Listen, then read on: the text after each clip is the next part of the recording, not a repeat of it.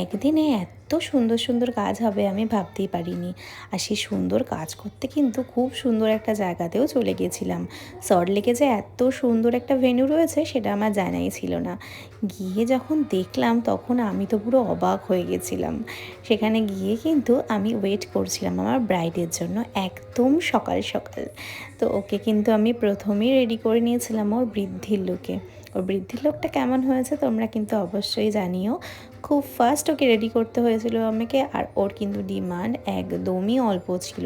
তো okay ready করতে কিন্তু আমার সত্যিই বেশি সময় লাগেনি। দেখো কতটা মিষ্টি না ওকে দেখতে। তারপরে কিন্তু ওকে আমি রেডি করে ফেলেছিলাম ওর গায়ে হলুদের জন্য। আর এখানেও দেখো একদম সিম্পল একটা লুক কিন্তু ওকে দেওয়া হয়েছে। তারপরেই আমি চলে যাই আরেকটি লোকেশনে একদম কাছে, আর এ হচ্ছে ব্রাইডের দিদি। ওর কিন্তু ডিমান্ড ছিল একটা সফট লুক তার সাথে মেসি হেয়ার। ঠিক সেরকমভাবেই কিন্তু ওকে আমি একটা লুক দিয়েছিলাম।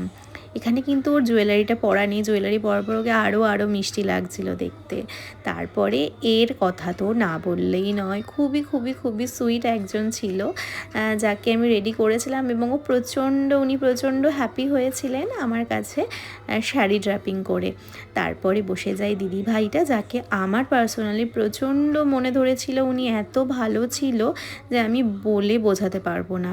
এইভাবে কিন্তু আমার এই দিনের কাজগুলো কমপ্লিট হয়েছিল। প্রত্যেকটা কাজ কেমন হয়েছে তোমরা কিন্তু অবশ্যই জানি।